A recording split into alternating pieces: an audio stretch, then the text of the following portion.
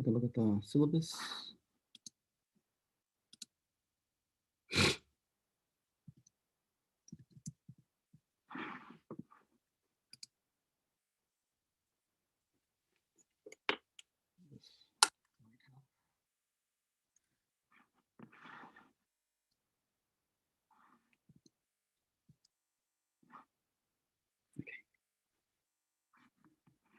I'll share my screen. Okay.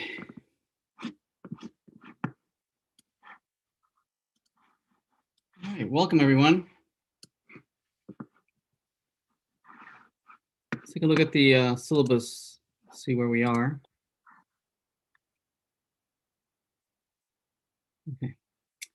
All right, let's see. So you should be done with the midterm, I believe, right? It was available over the weekend.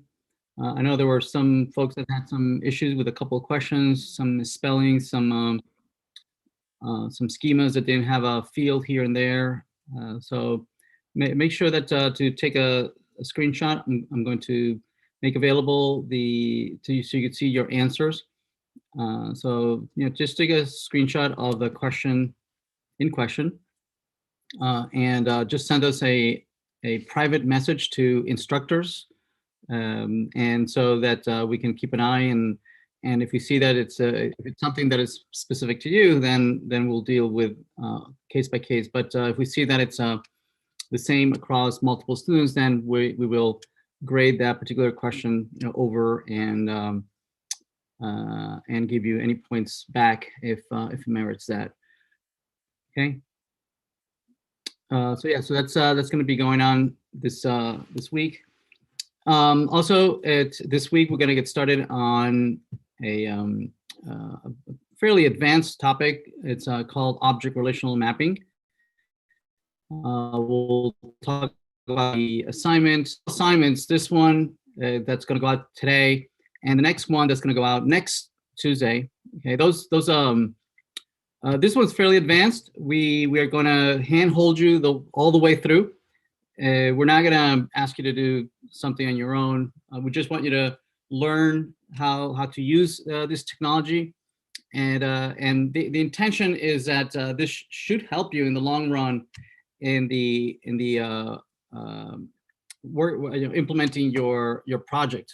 Okay, I foresee that most of you, I imagine, will be using this technology, and although it can have a fairly steep learning curve. So these two next assignments are we're going to have a lot of hand holding, right? We're going to tell you exactly what to do, what to copy and paste. So we're not going to evaluate whether take points off because you did something wrong on your own, right? So this is so that you get a chance to practice this, right? And the idea is that as you practice it, you become familiar with it, you gain confidence, and then ideally you would use these two pieces of technology to get you going on your project. Okay, this one is the ORM, and so this is going to allow you to create an application that allows you to actually connect to the database, right? Because up to this point, we have been working with the database and interacting with it just at the console, right, using Workbench. But when you implement an actual application, right, Workbench is not really the way you interact with it. You need to build some piece of software that connects to the database and is able to send data to the database, retrieve data from the database, right? And we already looked at JDBC last week. We talked about JDBC, and JDBC is really the base, right? The very low level way of talking to a database, right? And ORMs is going to elevate that and allow us to interact with the database at a much higher level. And so what this assignment is going to do is going to contrast both, right? It's going to first ask you to do something using JDBC, which is the technology we looked at last week. And then it's going to ask you to do the same exact thing, but using ORMs, object relational mapping. And the intention is for you to realize how much easier, right? How much simpler it is to use ORMs, and obviously, but the only way you could appreciate, right, how important this technology is that if you first get a chance to do it yourself manually, okay? I guess the only way that you can appreciate additions is when you learn about multiplications, right? Or a better way, the way you, I guess the only way to appreciate a calculator is that because you've done your you've learned your multiplication tables, right? And then you can appreciate the calculator. Let's see. There's a couple of something in the chat. Still locked. Let me. Looks like the assignment is locked. Let me change that. Change anyone with the link. Let me see. Okay, can you try view it? It should be unlocked now.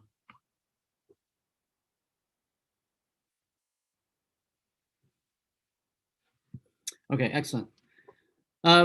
Yeah, so we'll be talking about the project as well this week.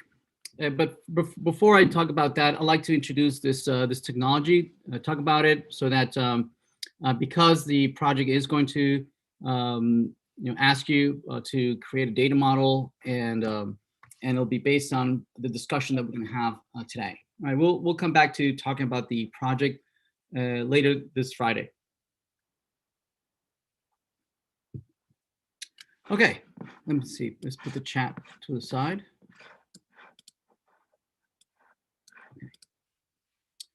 All right, so yeah, this is the assignment. Let me make it full screen. Okay. Okay, so this is the assignment, and let's go through it together. And again, so this will go out today, and will be due next Tuesday. So we're back to the same cadence that we had before the midterm, right? There's about one assignment per week. Now, this assignment in particular is fairly long, right? It's very verbose. I talk about it. I joke about it. I talk and explain all sorts of things. And but again, right? We're going to be asking you to do to follow along, right? To copy and paste code right from here and try it out, see if it works, right? And it's going to be, hopefully what this will do is that it will create for you the beginnings of a setup, right, for you to start working on your project. Okay, the due date for this is next Tuesday, but we're going to be lenient about the due dates about these next two assignments, right? Because it does involve setting up an environment, making sure that this is running, and I know most of you are not going to have any issues. I would expect that 80 to 90% of you are not going to have any issues, but there will be 10-20% of folks are going to have a couple issues, and the TAs and myself are going to have to deal and help you get through this hump. Okay, so I'm just forewarning you, right, that there might be some issues setting up the environment and for it to work perfectly. Obviously, people have different operating systems. People have different versions, and so it might not work perfectly the first time around. So yeah. Okay, so object relational mapping. We're going to be using the same database as before. We are going to be asking you to import the same database. Now you can use the database that you already have from previous assignments. It's the same exact database, but here I just pointed out so that so that if you don't have it, you can still download it. And we also are going to ask you to download a sample code, right? So we're going to get you started. We're going to give you a project that is already pre-configured, right? So that and we ask you then just to complete certain parts of the assignment. Okay. All right, so it's here. If you go there, you navigate to the project. There it is.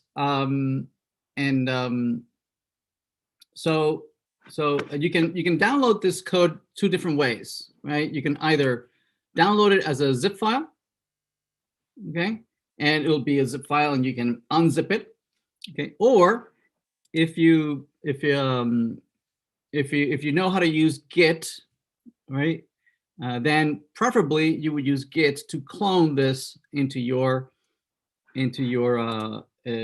directory, right? So I'm going to use Git, but if you don't have Git, that's fine. You can still download it as a zip file, right, and then unzip it. Either way, you're going to end up with a directory. Okay, so let's do that. So I'm going to copy this, and I'm going to open up a terminal. Let's see where we are. Let's go to NEU, and we'll go to 2021. Go to Spring. Go to CS3200, and we'll make a directory for section 3. So this is 03.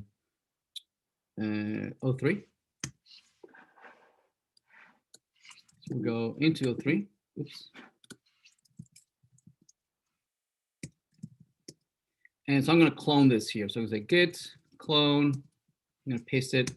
So it's going to copy the content, and it will create a directory. There it is. This is the directory. The directory is called DB Design ORM Assignment. Okay. And or you can download the zip file, and when you unzip the file, you get this directory. Either way. Okay. Now, if you're a computer science developer or you're in the CS department, CS College of Computer Science, chances are that you already have Git and that you have used Git in previous projects or in previous courses. If not, it's really time for you to get started on using Git. It's one of the most common tools of software engineering on how folks share code, send code, or retrieve code, or participate or collaborate with in a team. So it's one of the most common tools, and you should get started on using Git. Okay. All right, so it's there. I'm going to open it up with with IntelliJ. Right. So I mean, theoretically, you could do this entirely with a notepad, right? With a plain text editor. But right, if you want to make it easier on yourself, instead I would where is it? Where'd it go?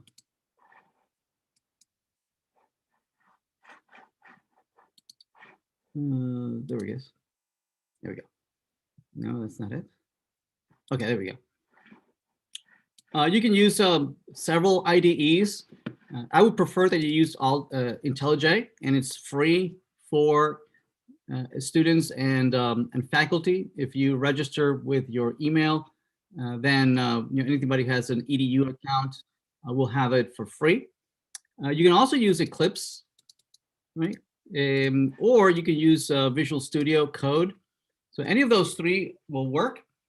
IntelliJ, I definitely prefer IntelliJ. It's also, it's a great tool to have under your belts, right? If you are a computer scientist, if you're a software engineer, right? It's definitely a great tool to be familiar with. And it's never too early to get started on learning about different tools. All right, so the database that we're going to be using, right, should have a users table. Okay, this is the same users table that we have been using for the last couple of months, right? So it should have an ID. It should have a username, password, first name, last name, profile picture, created, date, time, and update, right? And the ID should be a primary key, and it should be auto increment. So this is the same users table that we've been using for several months. Okay. So nothing new there. And what we want to be able to do, right, is as an application, right, we would like to be able to have the application interact with the database, retrieve data from the database, represented in some kind of user interface, okay, and then let the user manipulate that data, right? They want to maybe create a new instance of whatever it is that they're working with. Like, for instance, if they are registering, then they're creating a new record for the user. If they are trying to log in, they are retrieving a record from the database and comparing it against something, right? If they've logged in and they're modifying their profile, they're updating some user object in the database, right? So basically, they are applying several CRUD commands, right, and modifying some data in the relational database or non-relational database, right? And and these are records, right, that they're manipulating in the database. So we need to be able to represent that data that lives in the relational database. We need to represent it in this other world, in this object-oriented world, implement that you're coding using any number of object-oriented languages, right? Whether it's Python, object-oriented Python, object-oriented C#, right, or Java, or any of many object-oriented programming languages, right? And the way we typically represent data in any of these languages is through the use of classes, okay? Why don't I see the chat? Okay. So we need to be able to map or convert records that are stored in the relational database, right? Rows that are stored in tables. We need to convert them into object instances, right, that live in memory. Okay, and so we're going to create a user class that is going to represent verbatim, word for word, right, each one of the columns that are stored in the relational database. We need to convert them. We need to represent them as fields in our class. Okay. So for instance, there is an ID field in the relational database. Well, there is an ID field in the class, right? And there is a first name field column in the relational database. Well, there is a first name property in the class, and so forth. There are a couple of things that we need to consider, right? That these two worlds, even though they can both represent data, right? They can both describe data structures, right? They have different conventions, right? They live in two different worlds that are very different from one another. One of them, the relational database, right, has naming conventions that are different from the object-oriented world, right? For instance, in relational databases, depending which version and which vendor you're using, typically it's case insensitive, right? So the naming conventions in the relational databases typically is that it's all lowercase, right? You use underscores to separate words, whereas in the Java object-oriented world, typically it is case sensitive, right? So the relational database is case insensitive, and in the non-relational database, the object-oriented world is case sensitive, right? So the naming convention is that you capitalize the first letter of each word, right? So somehow we need to bridge those conventions. Also, typically the tables names in the relational databases usually are nouns. They're all lowercase and they're plural. Whereas, and we want to map those tables, that table users, the content in the users, we want to map them to a class called user up here, right? And notice the naming convention here, classes are usually also nouns, right? They're capitalized, the first letter is capitalized, and usually it's a singular noun, right? So again, we need to bridge that gap, right? Also, the data types are somewhat similar, right? You have integer in relational databases, and you have integer in the object world, right? You have varchar in relational databases, and you have strings in object-oriented technology. In the relational database, you have timestamp, date, different ways of representing time. Right? We need to have an equivalent way of representing that same information in the object world. Yes. And there's a plethora of other different things that are very, very different in the two worlds, and we need to bridge this divide, right, between these two worlds. We often refer to this as the impedance, the object relational impedance, right? Like the chasm, right? The divide between these two worlds, and we need to bridge that. Now, the way we did it, right, up to this point, we have been using JDBC. Okay.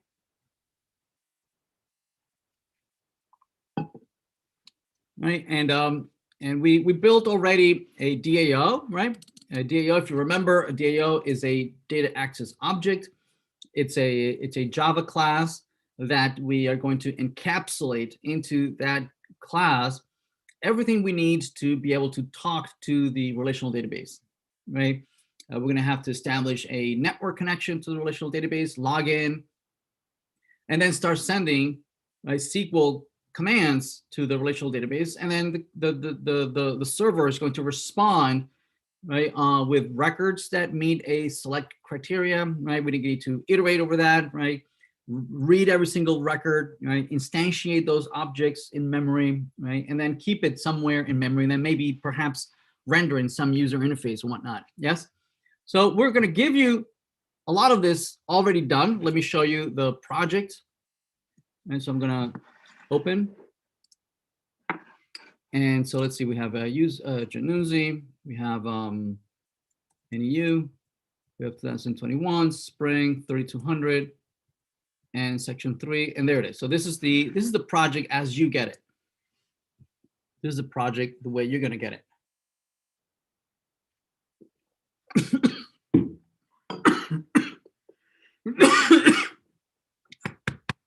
Excuse me.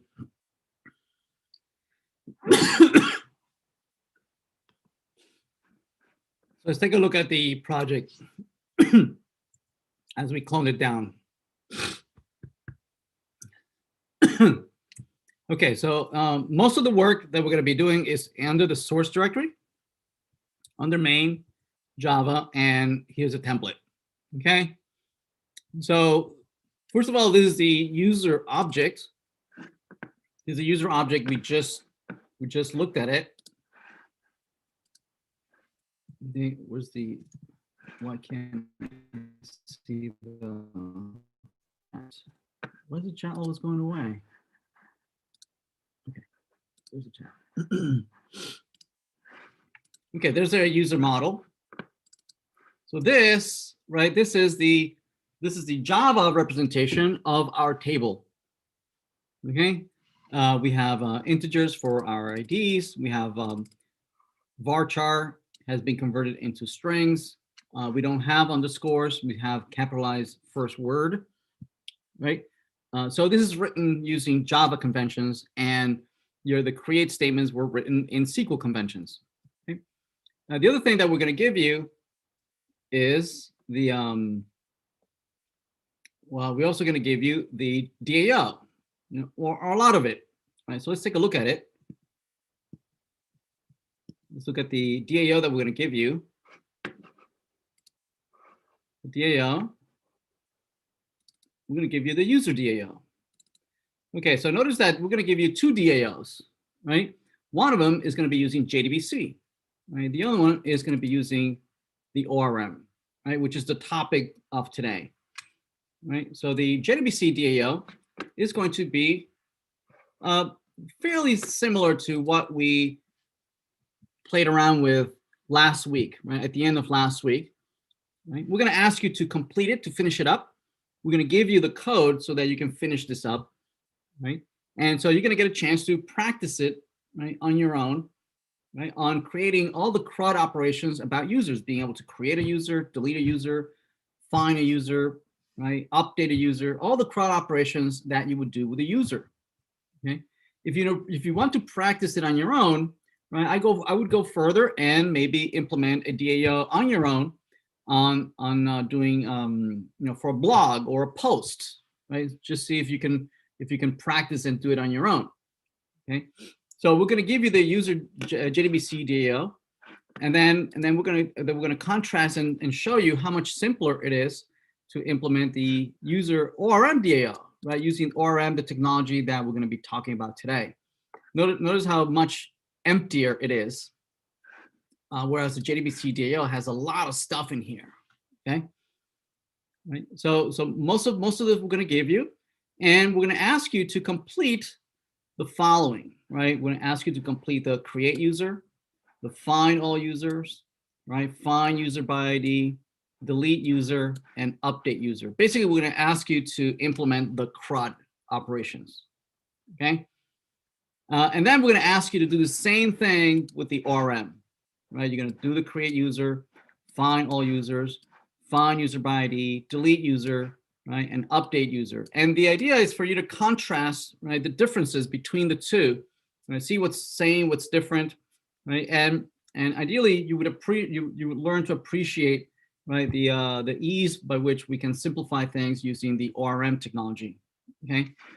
All right. So in the JDBC, let's go over the code that we give you, right? And the this is gonna the document goes over the source code. That's why it's so long. It goes over the source code, which I'm gonna do this here in class in the lecture, and so you don't have to reread this whole thing again. Okay, but if you want to read it, it's written right here. We're gonna do the analysis here in class in the lecture. So you could skip over a lot of this. Right, but nevertheless, I wrote it down here for you so that if you want to come back and review it, right, it's there for posterity. So we're going to give you the these constant variables. Well, no, constants, these constants, right, that declare the driver, the MySQL driver that we're going to be using to communicate with MySQL, the location, right, the IP address or the machine where the server is running, which is running locally on our machine. We're going to connect to a schema. Notice that I called it your schema. The intention is for you to replace this with DB_design, right, or whatever database you've been using for the last couple months, right, that has the users table, right. It also has here some configuration about using UTC as a time zone. It creates the URL to connect to the database. Also needs your username and password, right? And I believe the one that we've been using so far is CS3200. I'm not sure. That's the one I'm using to log into my database. If not, then use your username and password to log into your database. Yes, we're going to give you that. We're also going to give you the we are going to give you also a couple of functions here, right? A couple of functions that allow you to establish connection to a database. Okay, if you remember, to establish a connection to a database, we do a class.forName with the driver, and then we get the connection from the URL, and we can log in username and password, right? And that retrieves the connection. So what I did is that I just put it inside of a function, right? A method, so that you don't have to write those two lines over and over and over. Okay, so it's just there. The only other thing that's new here is that I've added a close connection. Right, so last week we were connecting to the database, and we never closed those connections. Right, that's usually a no-no. The database typically has a limited number of connections, right, that it will allow for multiple clients to connect to the server. Up to this point, it's just been you, right? You've been connecting to the database using Workbench, right? So Workbench establishes a connection with the database, right? You've been talking to the database just with Workbench. This has been the only connection. Okay, here you are managing the connections yourselves, right? You are asking for the server for a connection, but we were never closing that connection, right? And that's a problem because there's only a limited number of connections that the server will allow, right? So you have to make sure that whenever you're done with the connection, right, you should close that connection because maybe some other folks might want to use it. And if it's just you using your own database, it might not be an issue, right? Usually connections that you leave open for a long time will time out and close themselves automatically. But if you're working in a team and you open a connection and you don't close it, and then you open it again and you don't close it, and you're developing throughout the day, you're gonna end up with I don't know, a couple dozen connections that are still open that haven't timed out yet, and then maybe your colleague right, tries to connect to a database and they get an exception saying no more connections, right? And so he's going to yell at you saying, why, somebody's not closing their connections, blah, blah, blah, whatever, right? So that you don't want to be that person. So make sure that, as you're developing and you're working with databases, right, that you close those connections, right, and don't leave them open if you don't need them anymore. Okay, so yeah, so we have get connection and close connection to deal with connections. Very good. Also notice that here we have the connection object that represents the connection. And today we're introducing a new statement, right? If you remember, last week we were using the statement, right? In the statement we were using it so that we can execute a query. Remember that? We say, we would compile a SQL statement, right? We'd create a SQL string, and we would use prepare statements. We would use the statement create. We would say connection.create statement, and then we would execute that SQL, right? Well, today I'm introducing a new type of statement called the prepared statement. Prepared statements. Okay, and you'll see that it's a much better version of statements. Okay, in particular, is much better to deal with SQL injection, SQL injection, right? So SQL injection is a form of security, right? Vulnerability, where some folks that know a lot about trying to fool you or trying to trick your application will try to send data, whatever user interface you're using, right? Usually it entails folks typing something in the form, right? Filling out a form or providing data as with their first name, last name, email, blah, blah, blah. And those strings that are sent over to the server, eventually they are used to concatenate or create these SQL strings, right? And if we concatenate something in a string, or in the middle of a string, or at the end of a string, and that string somehow contains malicious statements, okay, they could make tremendous damage to our database, right? They could delete a table, they could do a select that would retrieve sensitive information. It maybe could retrieve maybe passwords that somebody could use then to log in as an administrator, right? So that's very, very dangerous, right? So usually we avoid using concatenating strings, right? So if we can't concatenate, then what can we do? So instead of using concatenation, we're going to use prepared statements. So prepared statements allow you to compile an SQL command, right? And then see these question marks there? Those question marks are like placeholders, right? Placeholders that you can then put a value in there, and those values are not going to be concatenated, right? They're going to be validated first of all, right? Make sure that it's the correct data type, right? Making sure that if it's an integer, right? If you're expecting an integer, well, that value is an integer. Or if you're expecting a date, it makes sure that that indeed is a date. Okay, so they're strongly typed, right? They're validated. They make sure that it doesn't have any malicious strings or characters or whatnot, right? So they are sanitized, right? And then they are made part of the overall SQL string, SQL command, right? So yeah, so prepared statements allow you to deal with those kind of vulnerabilities. Okay. So yeah, don't use statements like we did late last week. Instead, we're going to be using prepared statements. Okay. So yeah, but other than that, they do the same thing, right? You provide an SQL, you configure it, you put the values in there, and then you either execute a query or you execute an update, right? So let me show you. Right, so having said that, we are going to we're going to ask you to implement, right? We're going to give you these CRUD statements, right? So that you can create a user, You can read users, all users, or user by ID. You can delete a user, or you can update a user, right? So we're going to give you all that. And then we're going to ask you to implement the following 5 commands. We're going to ask you to implement the following 5 commands. Okay? We're asking you to implement create user, find all users, find user by ID, delete user, and update user, right? Implement those 5 commands. Okay? So the first one, create a user. So to create a user, right? Right now, the create user that we give you, is empty. There's nothing here, right?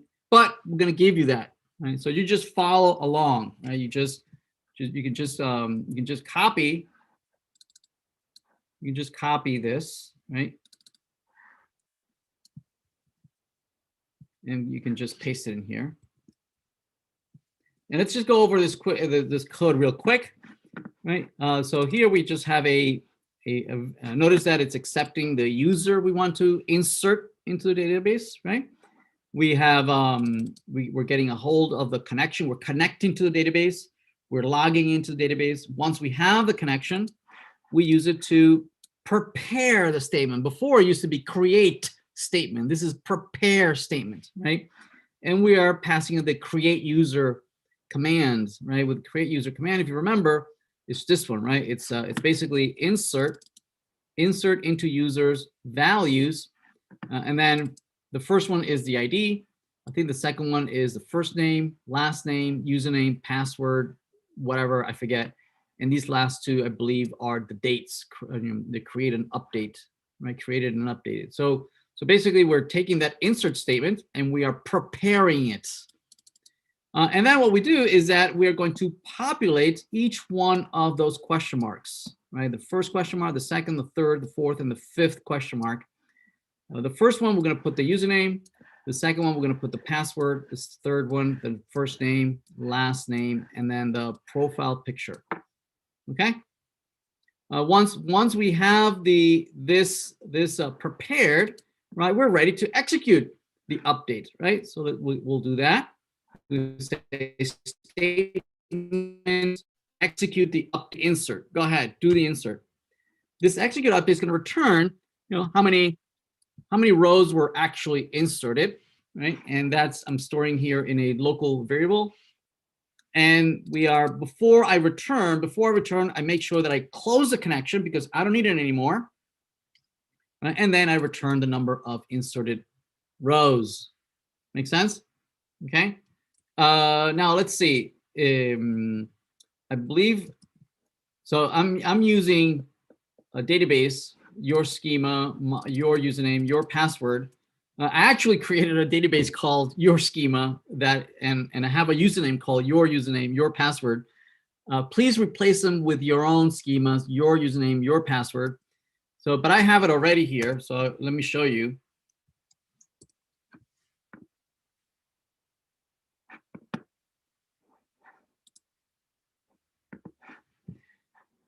So let's see. Yeah, there it is. See that I have your schema here, and I have a users database table. Okay, that I can show you. Right now I have several users. Let's empty it out so that we can play around with it. So I'm going to delete this. I'm going to apply. Okay, so it's empty, completely empty. And so now let's play around with this code, right? So we want to use this code. So how do I run this? How do I create this user? So let's do that.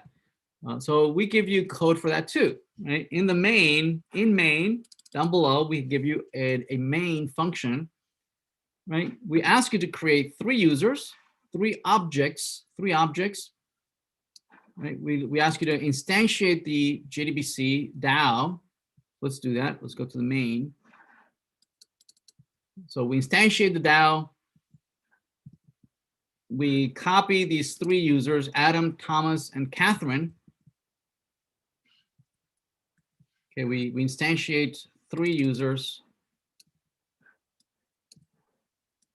Right, Catherine, Thomas, and Adam. And then we can use the DAO to create the user. Create user, and you pass in Adam. Oops. DAO dot create Thomas, and then Catherine. Okay. And now we can run it. We can run it from here. Now, depending on the IDE that you end up using, whether it's Eclipse or Visual Studio Code, right? It might be a little bit different how you execute Java code, right? You'll just need to take a look at it and how is it. Most commonly, it's you can execute it by either here right-clicking, and then you'll probably find some kind of run command that allows you to run that that file, right? So here I'm doing it using IntelliJ, so I'm going to run that.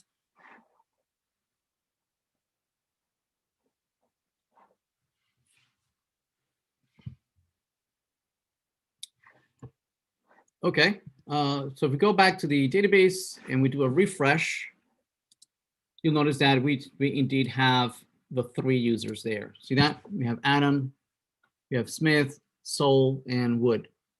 Everybody good? Okay. Right, so the next thing we ask you to do is to implement retrieving all the users, right? Retrieving all the users. And again, we're gonna use a SQL statement that is already prepared for you, right? So I'm just gonna copy that, and we head over to the DAO. We can replace the find all users right here. I'm gonna just replace all that, paste it in there. And let's step through this real quick. Basically, we are preparing an array of users, which is empty right now, right? And we're gonna go retrieve all the records, which we have 3 records right now, right? We're gonna grab a connection to a database. We're gonna log into a database. We're gonna prepare the statement for the find all users, and the find all users is basically select star from users. That's all it is. Okay. We then are going to execute the query. There it is. So we execute the query, and the query returns a result set. Result set. So there's going to be row by row. There's going to be 3 rows, and as we go through each row, we're going to use all the getters. So we're going to retrieve each column one at a time: username, password, first name, last name, and profile picture. We're going to retrieve that and instantiate a new user object with all that data that we are copying from the database. And then each user, we're going to add it to our array of users, right? At the end, we close the connection, and then we just return the array of users. Make sense? Okay. To try it out, right? To try it out, what we can do is I'm going to comment out these create, because if I run it again, it's going to reinsert 3 users again, right? And we don't want that. Right? So instead, we're going to comment that out. I'm going to use the same DAO as before, and I'm going to do a find all users. I'm going to assign it to a local variable, right? So this will be a list of users. We'll call it users. And then we're going to iterate over it just to display the data, right? So we can say, for user in users, right? So we're iterating over each one of the objects in there, and we're just going to display system.out.println, right? The user. Okay. Well, we're going to print out, say, the last name. Get last name. Okay. All right. So let's run that. Again, we can run it here. We can run it right here. In Eclipse, in IntelliJ, it remembers the last thing that you executed, so you can run it from here as well. So you can run it right here.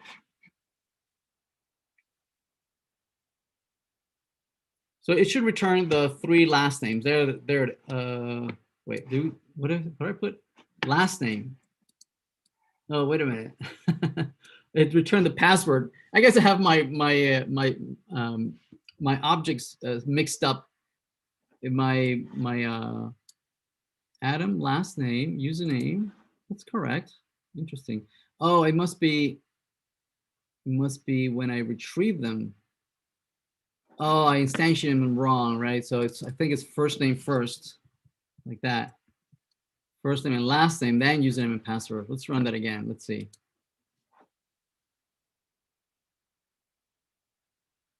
There it is, the 3 last names. Okay, perfect.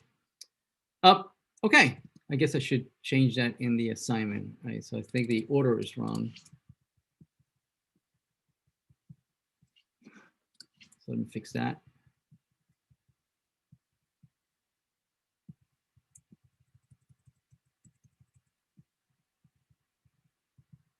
Okay. All right, so there it is. So we can also check to see if we can retrieve a user by ID. I'm not going to do it. So you do that. Delete a user. Let's see. We can also implement delete a user. So let's copy that for deleting a user. So deleting a user. Let's see. Update. Where's delete user? There's find delete user. There it is. I'm going to replace that. And basically, you're going to get the connection, right? You're going to prepare the statement, right? Notice that the statement, if you look at the statement, it's basically delete from users where ID, and then at the end is going to have the ID of the user. Notice that none of these question marks, we are putting quotation marks. See that? None of these have quotation marks. Like, if this were varchar, then normally we would put quotation marks, right? But we don't need that. All that is done automatically for you by the prepared statement, right? If it's a string, it'll put the correct tick marks, right? If it's an integer, it will not put the quotations, right? So it knows how to handle the quotations for you, right? So yeah, so delete user, and we're going to populate that lonely question mark and put the user ID of the user record that we want to remove. Right, so let's try it out. Let's remove. Let's see, Adam. Right, let's remove Adam, and the ID is 11. So let's do that. Right, so we're going to remove here. We say dot delete user and number 11. So, and then I'm going to display all the users, and hopefully number 11 won't be there anymore. Right, so if we run it. It should come back with only 2 users. There we go. So we got Soul and Wood, right? We don't have Smith anymore. And then finally, we ask you to do an update a user. And so let's copy the code to update a user. I'm going to copy that. And I'm going to paste it in the update. Let's see, where's the update? Paste it in there. Let's see, there's a question on the chat. So I think find user by ID has the parameters in the wrong order when insert. Oh, okay, yeah. So same deal, right? In the right, same issue that we had before, right? When we find a user by ID, find user by ID. Yeah. This order is wrong, so I'm going to copy that. Okay, copy columns from record. Yeah, okay, now it works. Thank you. All right, so updates. So we copied updates. And here, how does it work? Pretty much the same way, right? We first get a connection, we log in, right? We prepare the update user. And there it is, update user. And basically we are setting each one of the fields to some new value: first name, last name, username, password, right? Where ID is, so on and so forth. I have another one here, update user by password. So this updates all of them. Well, actually, this one updates all the fields, whereas this one only updates the password, whatever you want to do, right? So here we are updating all of them, right? So you pass me, I'm going to pass me a new first name, a new last name. I pass it to you as a new user object with new values, and then you update that one record. Okay, then we execute the update, we close the connection, and then we come back with how many records were actually updated. So let's change maybe Thomas Soul. We got Tom here. So if we refresh, so let's change maybe his username to Tom instead of, well, or maybe his first name to Tom, and we'll change his password. Okay, let's see what the assignment says. to try it out, okay, we're going to create a, we're going to say new Tom, and we're going to update Tom, and then we're going to retrieve Tom. Okay, so let's try it out. So we're not going to delete anyone anymore. Instead, we're going to create a new Tom. First name is Tom, last name is Sol, right? Username is Tom, and then password, we're going to change the password to know-it-all. And then we're going to update. I think his ID is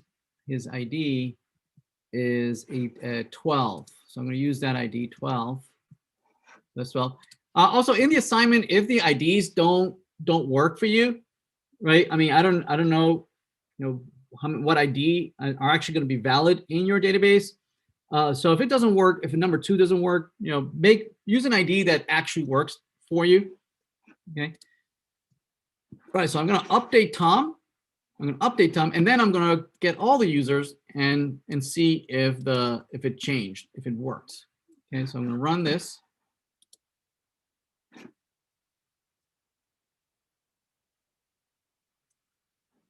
Okay, and let's see if it worked. Let's refresh.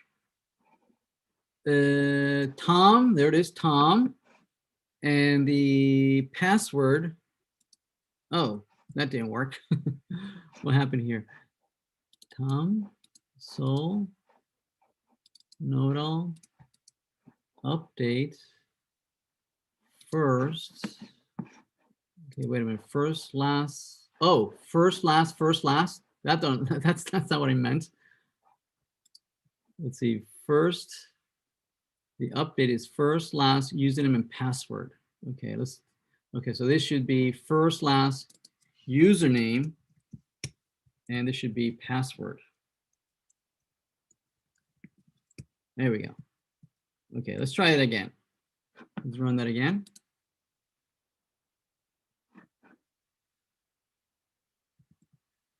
And let's refresh. Right, okay, see that the password has changed to know-it-all and the username is lowercase Tom. All right, so yeah, so we have definitely demonstrated that we can interact with the relational database using JDBC. Okay, all right, so and I don't think this was that challenging. I think if you can follow along the instructions, you'll be able to do this, maybe in an hour or two, right? So I don't foresee you. What you might run into is not the code, but setting the correct JDBC driver configured. All those things is what might be an issue. And so if you do have that kind of issue, please let us know. The TAs and myself are here to help you. And if you need one-on-one to help you get this going, that's fine. We are anticipating that hopefully a small fraction of the students will have certain issues with their operating systems, and so don't panic, right? Don't despair. Just reach out to us, and we're going to be on call to help you, succeed in this assignment. Okay. So let us know if you do run into any environmental issues. Usually it's because there's some configuration, some missing path or something like that we're going to help you get through it. Okay. All right. So we did it with the DAL, with JDBC. I want to show you now how much easier it is using the new technology that we're going to present today called ORMs, right? Object Relational Mapping. All right. So what does ORM try to do? Well, one of the things that it tries to do is address some of the just so much stuff that's in this DAO. I mean, there's a driver, and there's the host and the schema, and all this stuff is here. And if I ever need to connect to a different database, right, or do some modifications, I need to come and modify this in the code, right? Ideally, this would be configured outside, maybe a configuration file, right? So that I don't have to come and modify my source code here. That's one issue. The other issue is that I need to manage my connections myself. I need to create a connection. I need to close the connection. I need to instantiate the driver, right? I need to know the class of the driver, right? That doesn't make me very independent of the vendor, right? I need to know the actual class name, right? So that kind of makes me very dependent on knowing what driver I'm using. I also need to know configuration as how to log in, and username and password, where the location of the server is running. So it makes my code very, very verbose, okay? There's a lot of plumbing that has to happen here, right? So ideally, we should be able to rip a lot of this stuff outside, right? And just configure it and let the environment, right, do its thing instead of me having to do this myself, okay? And that's exactly what the Java's ORM solution does for us, right? Java's ORM solution is it's called JPA. Now, JPA is just one of many solutions, and depending on what depending on what database you're using, or what let me see, just depending on what language you're using, right? There's a lot of ORMs, right? There's a lot of ORM frameworks that are competing out there, right? I mean, only Java has, quite a few of them: Hibernate, Toplink, EJB, Eclipse, Link, Kodo, JDO, right? And Python also has a whole bunch of them. Odo, Web2Py, Triton, Storm, Django. I mean, there's tons of them.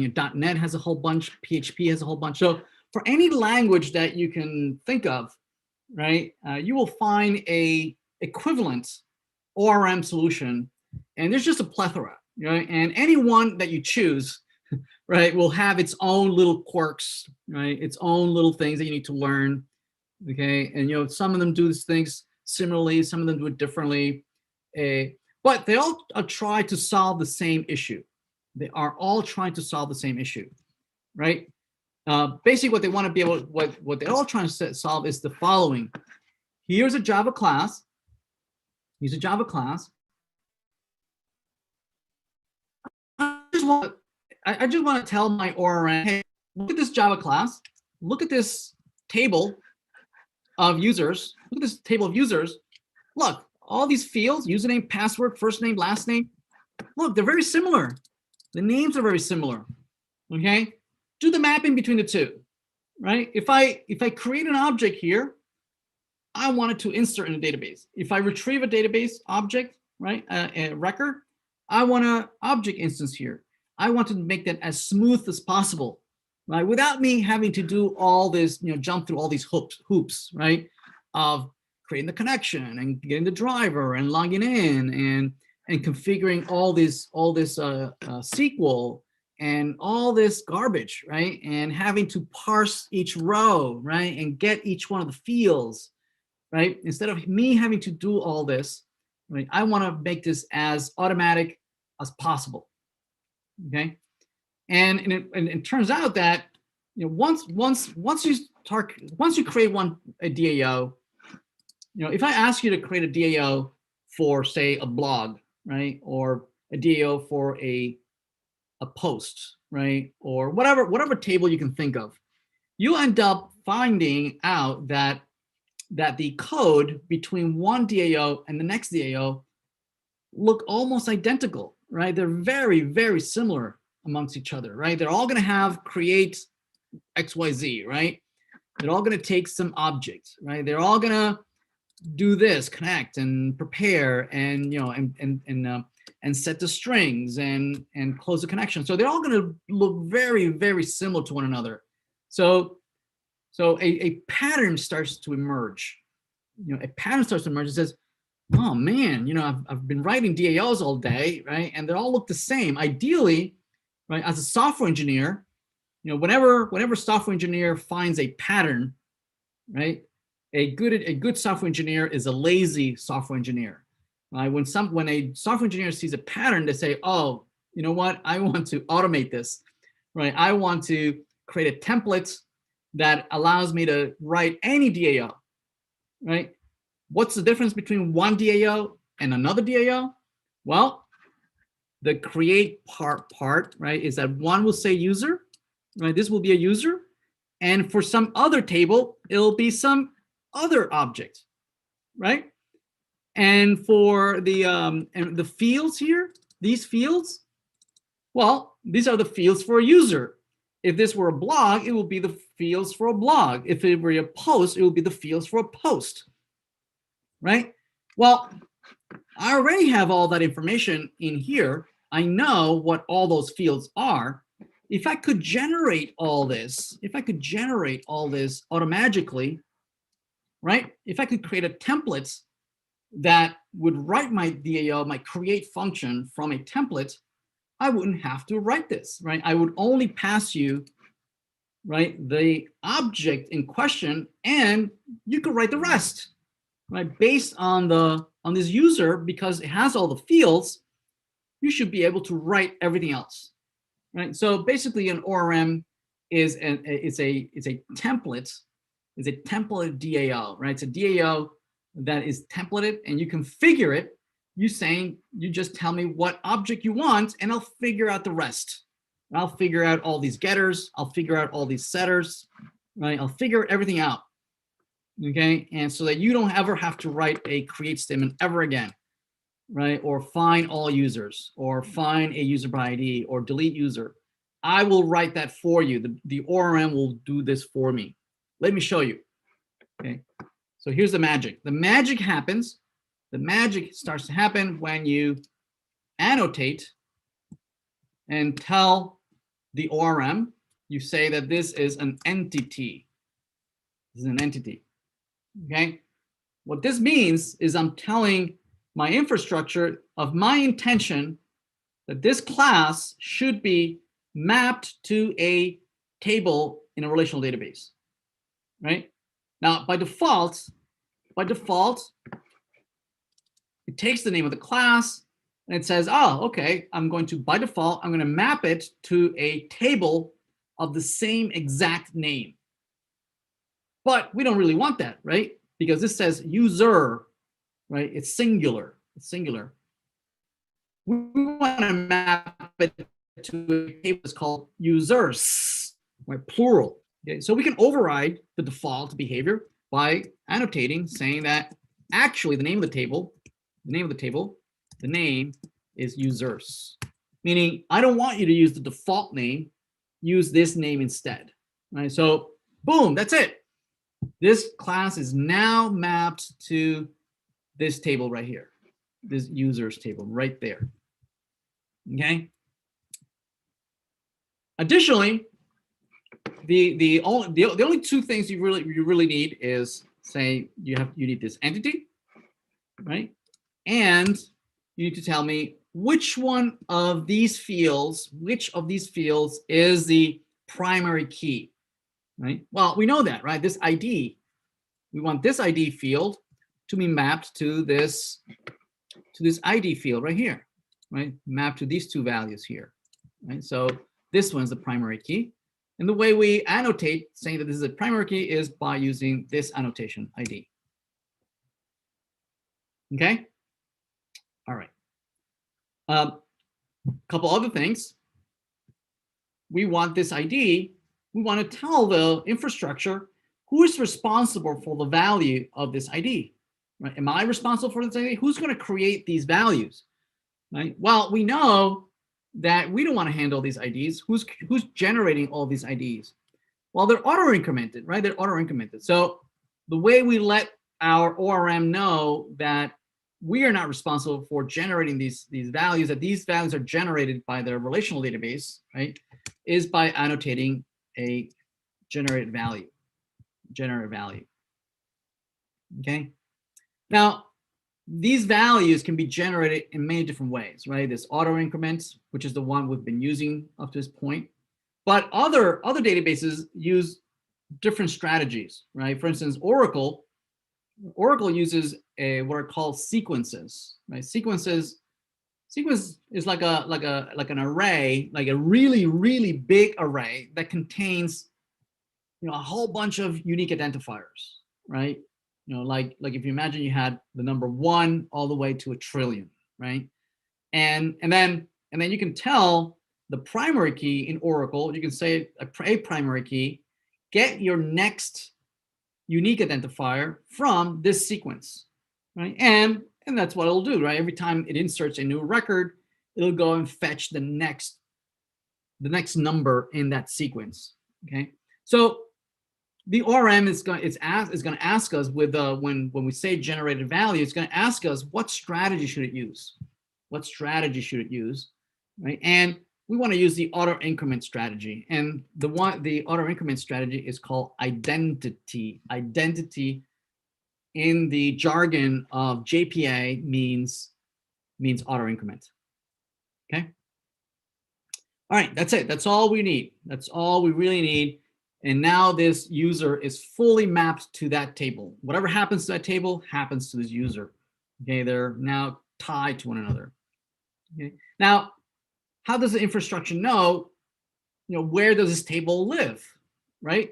Remember, it needs to be able to connect to a database, right? Log into that database, right? And it's running in my machine, or maybe it's running halfway across the world, right? So in the JDBC version, we provided all that configuration right here in the JDBC DAO.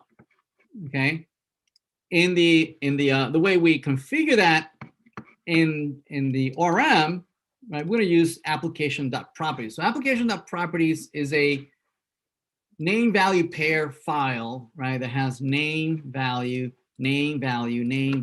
Okay. Which can be used to configure many things, but in particular, it's useful for configuring your ORM. For instance, you can put in here the URL that you want to use to connect to the database, right? So instead of putting it in the source code, it's now configured here in a very standard set of keywords and values, values, right? And here's our URL, right? MySQL, localhost, your schema, server, time. It's the same connection string that JDBC was using. It's used here. So instead of having the username and password in your source code, you can configure it in this file outside, right? Plus other things that we're not going to get into. Okay. Now you can configure all sorts of things in there, right? So no longer are we configuring that as part of our source. Instead, now it's fully configured in a separate file, right? Which is great because if I ever would need to use log in as someone else, or the URL changes and it's the database is now living somewhere else, or if it's a different vendor, it's not MySQL anymore, I can just update my configuration file here, and my source code doesn't have to change, right? Which is great. Okay. All right. So let's continue. The other thing that we need to do in the object relational mapping, right? Okay. So here's the configuration in our application of properties. We annotate things as entity and table, the table name, right? Generation type, right? We've done that already. Okay. All right. So one last part for this magic to happen, right? We don't want to write the DAO anymore, right? We already wrote one DAO, and one DAO is too many. Okay. And what did DAO have? The DAO had all sorts of finder methods, right? Create statement, delete, update, has all those things.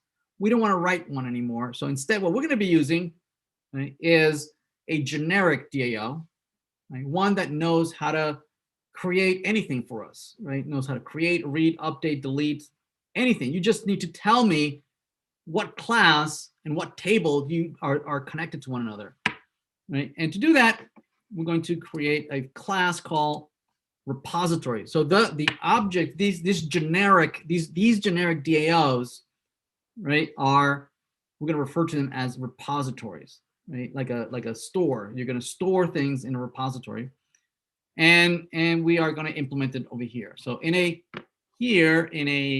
separate directory here in repositories, we're going to create new Java class. Actually, it's an interface, not a class, interface. It's a user repository, right? This is this is a right. This is it's going to create a generic DAO, right, that already implements all the CRUD operations for us. You just need to tell me, right? Well, actually, this is not yet, right? We first have to extend or inherit from our generic CRUD DAO, right? So it's called CRUD repository. Oops, there it is, CRUD repository. Extends CRUD repository. There it is, right? So meaning I'm not going to have to write all the CRUD operations. It's going to use its own. You need to tell me though, you need to tell me what is it that you want me to CRUD? What is it that you want me to create? You know, insert. What do you want me to insert? What do you want me to delete? What do you want me to update? And the way we do that is by parameterizing, right? Using the pointy brackets, right? This is a technique in Java and in many other languages, you know, in C# and many other languages we are called generics, right? That you can provide here an object. So this is what I want you to CRUD. I want you to CRUD users, okay? And users, right? If we wait a minute, oops, CRUD. Yeah, that user, this user, and the user knows what table to use, right? So the CRUD knows, oh, okay, I have the class and I have the table. I will know how to convert between the two. Okay?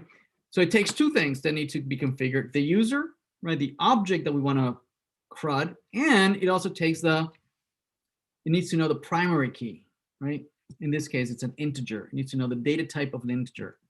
Okay, that's it. That's it. We are ready to start talking to the database, right? Let's do it. Let's talk to the database. Let's talk to the database.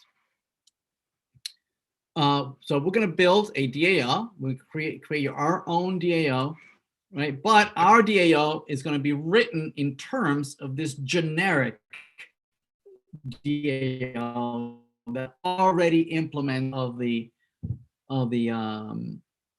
statements, right? So we can just create one for ourselves. So let's try it out. Let's play around with it. Let's see. Okay. Let's see. So find all users. Let me just show you what you can do with a repository all by itself out of the box. Okay. Let me just show you. First of all, we need to bring in that repository right here. We're going to bring it in, and there's a couple of different ways. The easiest way to get a hold of the repository here so that we can start using it is to do, we're going to auto wire, right? Meaning we're saying, we're telling the infrastructure, create an instance of the following of our user repository. I create an instance of a user repository and initialize my variable with a brand new instance of that class, right? Once we have that,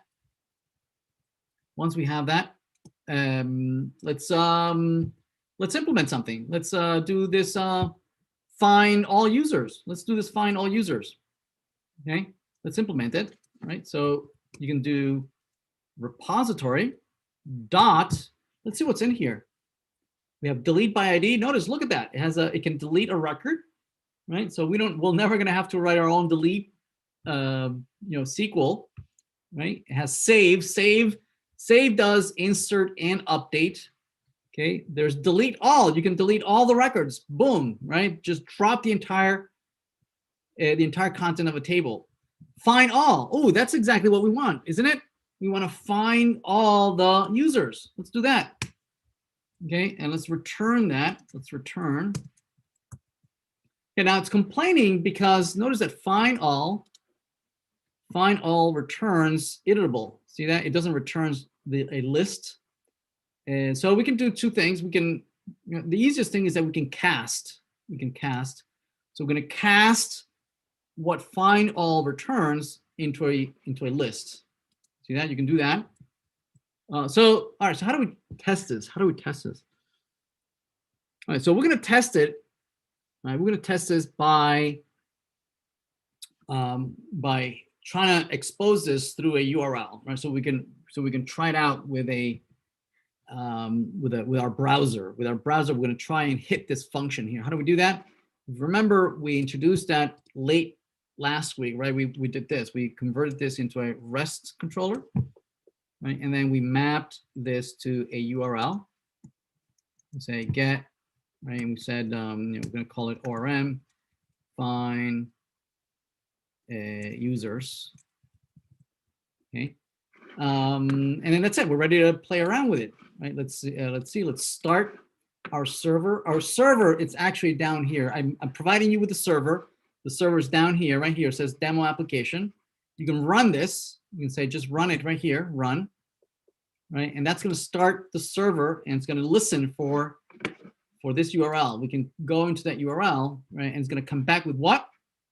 A list of all the users. All right, let's try it out.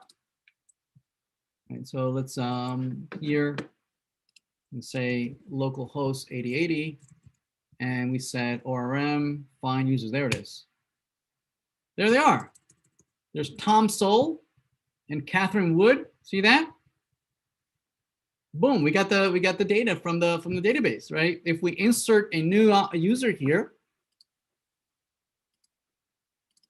let's see, Milton and Milton password, and this is Milton Friedman and some picture.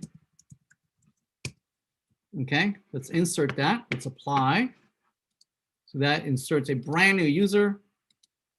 If we refresh here, okay, so we got 2 users. If we refresh, there we go. See that, Milton Friedman, right? So we have access to all the users in the database, right? Notice how easy it was, right? I didn't have to write a single SQL query, right? Notice what's happening down below, right? This is what's happening down underneath, behind the scenes, right? The ORM is writing all the SQL for me. See that? It's creating all the SQL and sending the SQL to the relational database server, and the server's coming back with the data, and it's automatically creating the object instances, right? User object instances. It's automatically parsing first name. It knows that it matches first name with capital N. It knows that last name with underscore, right, matches with last uppercase N, right? Password created, right? It knows that these match and knows how to convert between the data types and the correct fields, right? So the ORM is doing all this work for me. I didn't have to, right? I didn't have to, iterate over the result set, right? Instantiate.object, right? Parse each column and copy them over, right, to each one of the object fields, add it to an array, right, and then close the connection. I don't have to do any of that, right? All that is happening under the hood, right? I don't have to do that. Okay. Let's do another one here. Find user by ID. Okay. So the repository has, if we look at the repository, has a find by ID. Look at that, find by ID. And I can pass the ID. Okay. And we're going to return this. Now it's complaining because this find by ID doesn't give you direct access to this doesn't return the actual object user.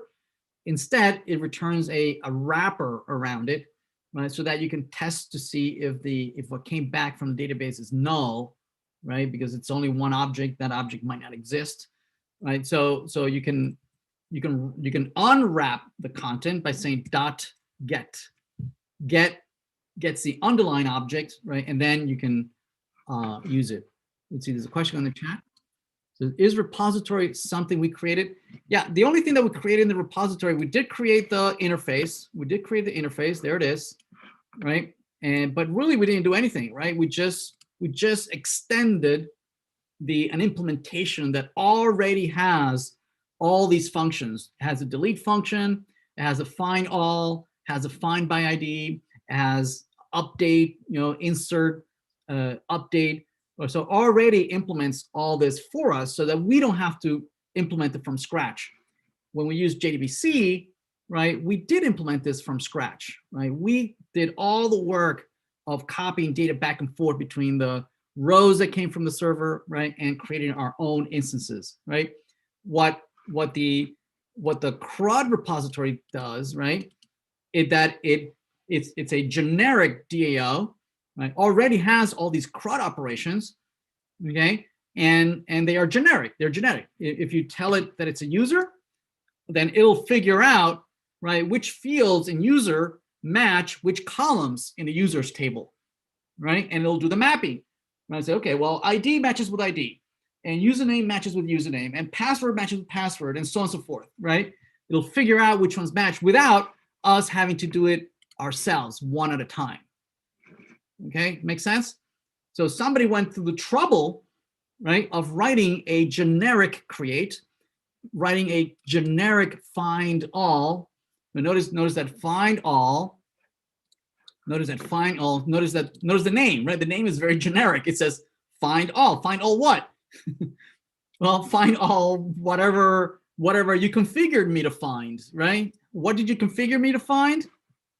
You configure me to find users, right? So that's how it knows, right, that certain fields match with certain columns, right? Because in user, it knows the class, and the class has all the fields, all the setters and getters, and we told it the table that we want to map to, right? So it'll figure out that ID matches with ID, first name capital N matches with first name underscore, right? Okay, it'll figure all that out. Very, very powerful. Let's look at some of the other ones. Let's see. Yeah, okay, this one. Let's try this one. Find user by ID. Notice the generic name of the function. Find by ID. It's a very generic function name. See that? Because again, object, user, blog, post, whatever. Okay, you just need to configure it right here. You need to configure right here. Okay. All right. So how do we test this? Okay, we're gonna map it. We're gonna map it. Right. If you give me find user and you give me an ID here, like a user ID, right, like a placeholder, right? If you pass me as part of the path of the URL as the last element of the path, you pass me some kind of number, I'm going to parse that out, and I'm going to use that as my parameter so that I can go fetch that user with ID. So how do I parse this from the parameter, from the path? I can say path variable, parse the path variable called user ID from above, and then pass it to me as a parameter in the integer ID. All right, so let's restart the server. Right, and so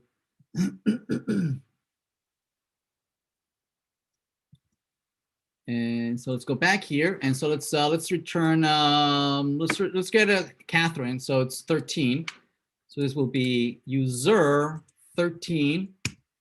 There it is. It returns Catherine. Right. I'm a little confused because in the assignment we implement these as SQL in the repository. So is this different than the assignment? Wait, I'm a little confused because in the assignment we implement these as SQL. No, we don't, right? So in the JDBC we do. In the JDBC DAO, we implement them using SQL. We use specific SQL commands. But in the ORM DAO, we're not using SQL at all, right? We are not writing the SQL.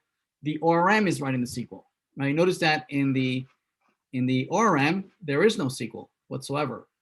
In the repository, there is no SQL whatsoever. See that? The DAO, we never write SQL, right? And the repository, there's no SQL. Whereas in the JDBC implementation, right, we wrote the SQL, right? We prepared the SQL, we populated all the values in the SQL, and then we executed it. here in the ORM DAO, right, we never have any SQL. In page 12 of the assignment, in page 12 of the assignment, not for the ORM, page 12. Page 12.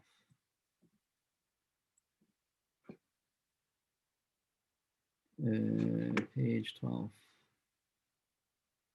Oh, yes. Yeah, I'll get to that in a minute. I'll get to that in a minute. Yes. Right. So yeah, so actually, let's cover that. Let's talk about that. So here we use find all, right? Here we use find all, and it's using a default implementation of find all, okay? And it's using its own SQL. It's writing it its own way, but we can override. We can override and say, no. I know you're using whatever SQL to retrieve all this data, right? Okay. I want you to use not your default SQL. I can override and tell my repository to use specific SQL, right? I can say, use my SQL instead, right? So let's go to the repository. And I can say here, I want you to use the following SQL. Use the following query on the query. And it's the query is, I want you to use select star from users. And this is, oh no, sorry, this is value. And this is native query true. Right? And because I don't want to deal with SQL, right? I don't want to touch the SQL.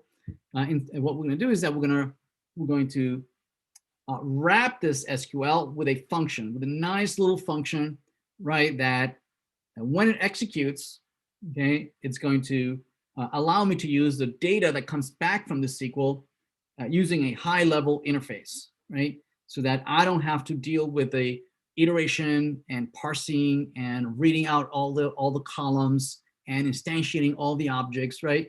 I want that to happen automatically for me, right? So we're going to wrap this inside of a function, right? That is going to retrieve a list of users, right? And we're going to give it a name. We could give it whatever name we want, right? Maybe get all users, right? That's it. Notice that we don't implement it. Right? Unlike when we did it with JDBC, we had to implement it, right? We had to do the query, right? Here's our SQL. We had to execute the query. We had to iterate over the rows, right? Create each one of the object instances, add it to an array, and then return the array. We're not doing any of that.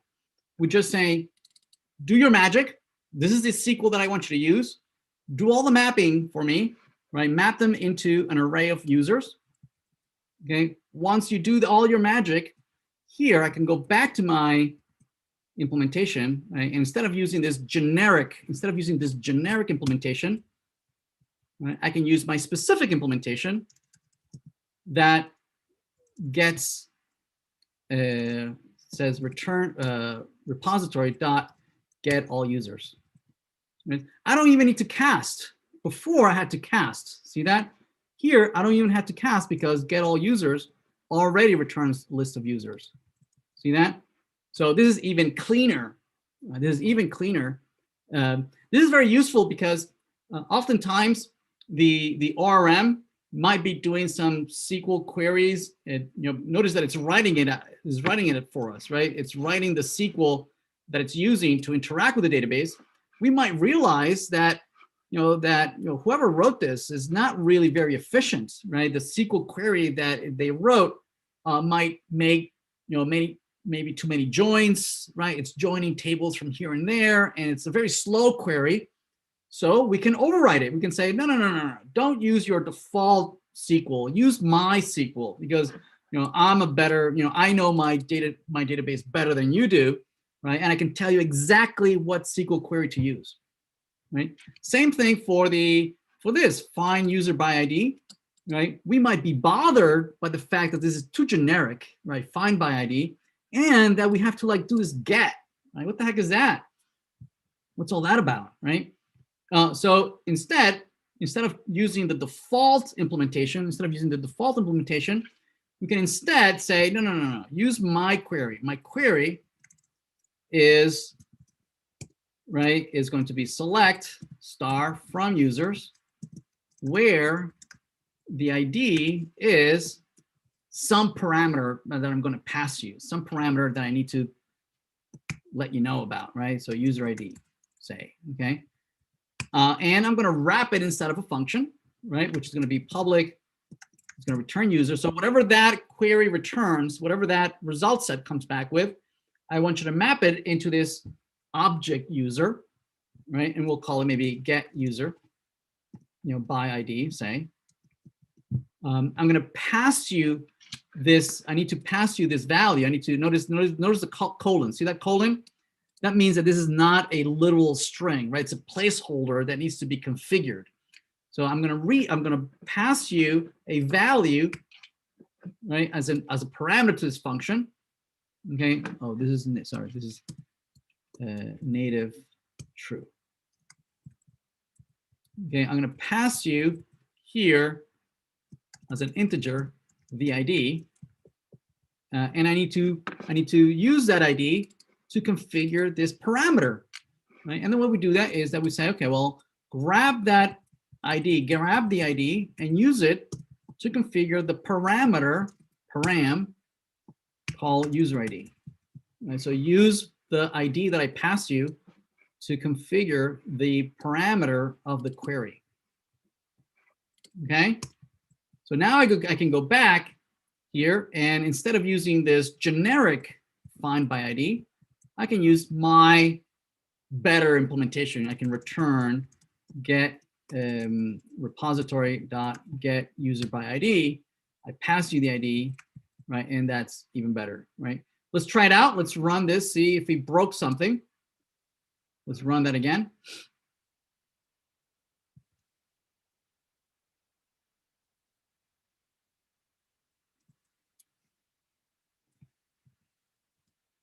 Okay, there it is. So 13. There we go. We still have Catherine. 14, we have Milton, right? 13, we got 12, we got Tom. We can get all the users. Right, we got all the users. So it works the same way. It works exactly the same way, but we have more control of the exact query that we want the database to use. Okay. All right, everybody still with me? Okay, let me just show you one more thing. Let me show you create user. I want to be able to create a user, or actually no, it's one easier. Let's delete a user. Let's delete a user, and the repository has a delete by ID. There it is. See that? Delete by ID. Right? I just have to pass you the ID that I want you to remove. Right? And I'm just going to return a 1 for now. And how do we test this? We're going to map it. We're going to say get mapping slash ORM slash delete, and then delete user, and then the ID, right? So ID.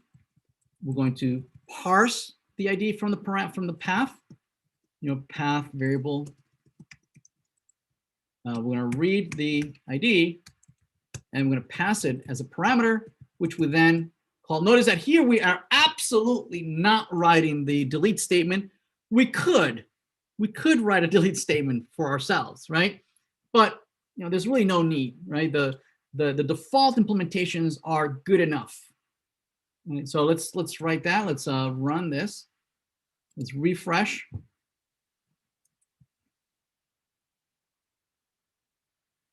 And let's see, we have all the users. Okay, there's Tom, Catherine, and Milton. So let's remove, say, Milton. Let's remove 4. So this is ORM, delete user number 14. Okay, and then let's go back and refresh. And notice that Milton is not there anymore. Yes, very simple. Just one line of code, right? As opposed to in our JDBC version, our delete is, it was a get a connection, prepare, and blah, blah, blah, right? And execute, yada, yada, yada, and close the connection. So, just one line of code. Let's create a user. So let's say if we pass a couple of things for the user, say we pass the first name, right? And we pass the last name, right? And we pass the username, and we pass in the password. Okay, we pass all that. And how do we create it? We just say, we create a new user. We say user, new user, new user. Okay, and then we can set each one of these, right? So new user dot, or I think we have a constructor, don't we? I think we have a constructor. Let's see, the first one is, I think, the ID. I forget.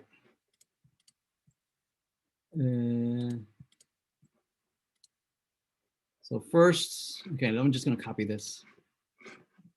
I'm going to copy this.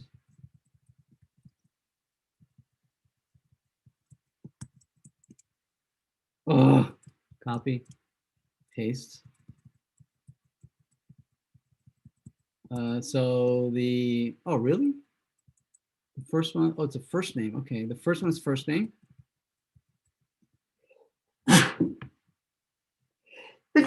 Excuse me.